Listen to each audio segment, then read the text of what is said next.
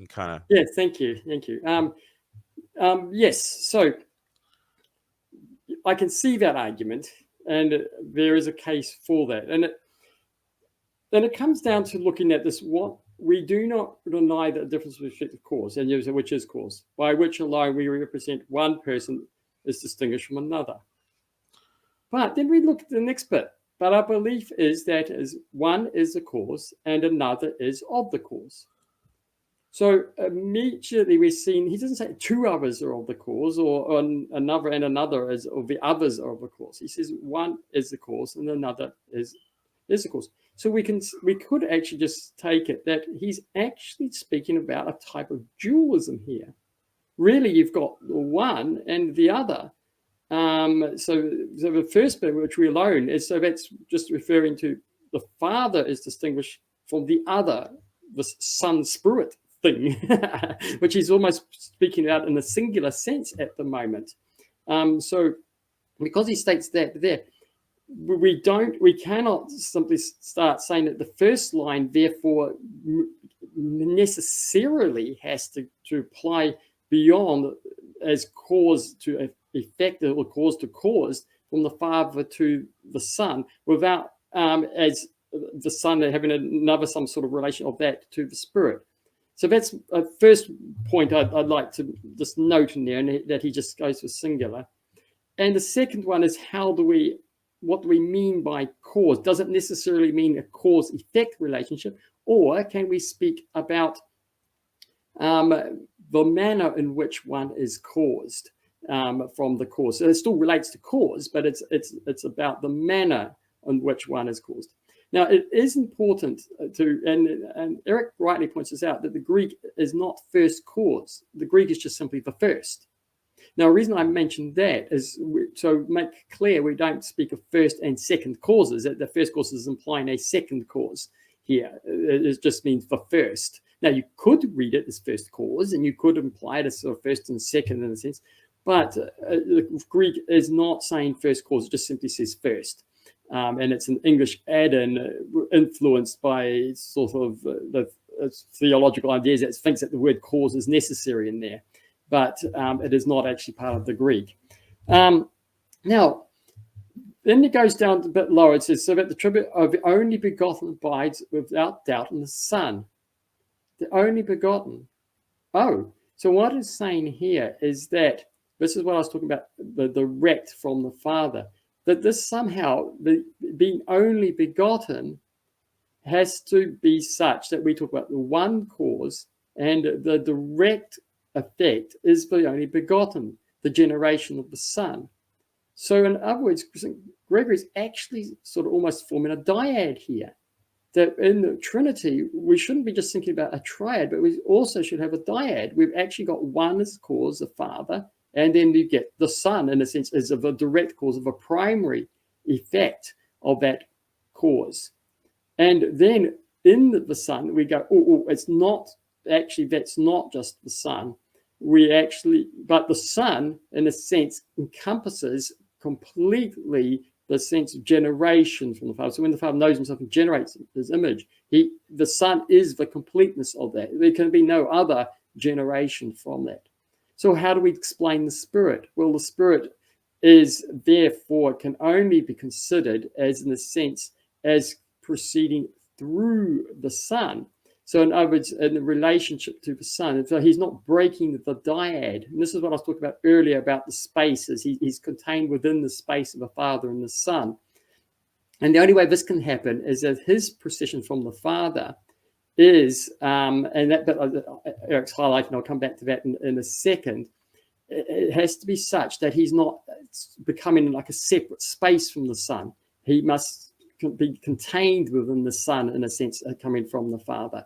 And in this way protects the Son as only begotten. And then, and so what it talks about is, therefore, his procession is through the Son, and it's a sort of a secondary thing. And then it says about the imposition of the Son, so the mediation of the Son, the being through the Son, while it guards his attribute of being only begotten. So in other words, it protects him as being the only begotten Son. There is not another Son. The Spirit doesn't become another Son out on the side. Does not, if we scroll down a little bit, But you highlighted a second ago. Yeah, shut out the Spirit from his relation by way of nature to Father. What does this mean by relation of nature to way of Father? Well, that is referring to him being proceeding from the Father, that he takes his substance and his hypostasis from the Father. That's what it means by relationship, by way of nature to the Father, that the Father is his monarch, his cause, his source.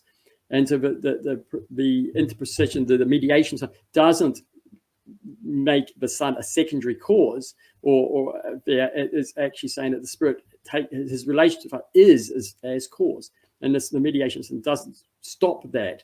What it's doing is defining the Spirit's procession as being contained in the sense within the Son's begettingness, so that it doesn't become another Son.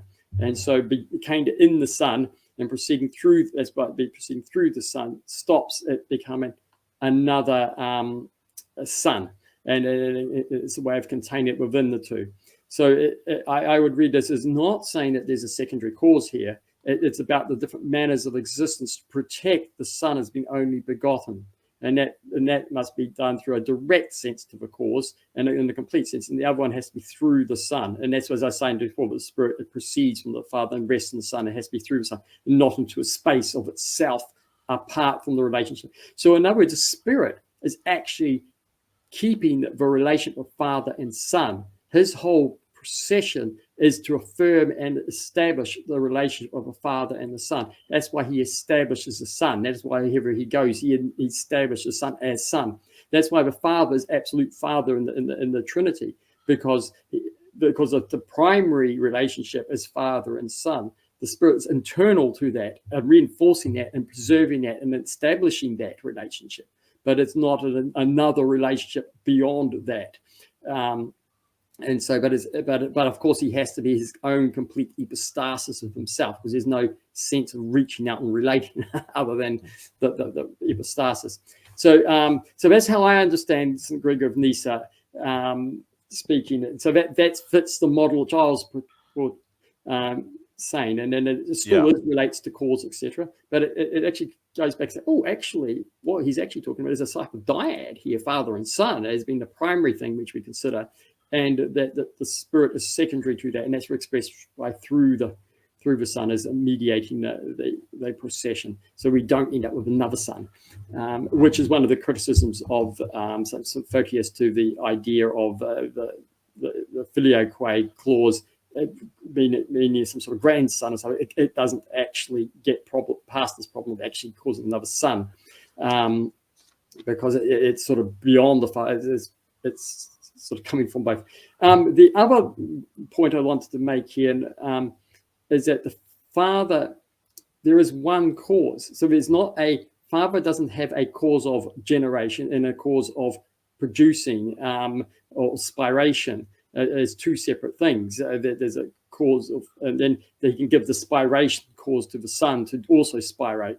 The Father is, by his manner of being, the cause himself, and it is singular. It is indivisible. He is the cause. There is one cause, and of that one cause, there is two effects, two causes in a sense. One primarily the Son, and then we distinguish that from the Son and the Spirit as well. So they come simultaneously from the same cause. Then it's the Father knowing himself results in the generation of the Son and the procession of the Spirit. They're not two separate things. And so when you start talking about the Son participating or somehow having cause of as you are actually dividing the hypostasis of the Father into two, or you're starting to become of two causes rather than just one cause. And so that's one of the arguments that Photius starts bringing up against the filioque. The only way this could happen is actually deny that the Father is the one cause, and which is very strong in St Gregory here. So I think actually St Gregory, when you read him as I do, is actually better reading, and it's actually quite anti-filioque. But I can understand why people would want to read in a filioque manner, but I actually think in a deeper sense, no, he's actually very much in line with St Basil and Father and St John of Damascus. The Father alone is cause, and that's what his argument is. And very interesting, there's a sense of dyad, which he's arguing here, and the protection of that. It's the protection of the Son is only begotten. So, that's my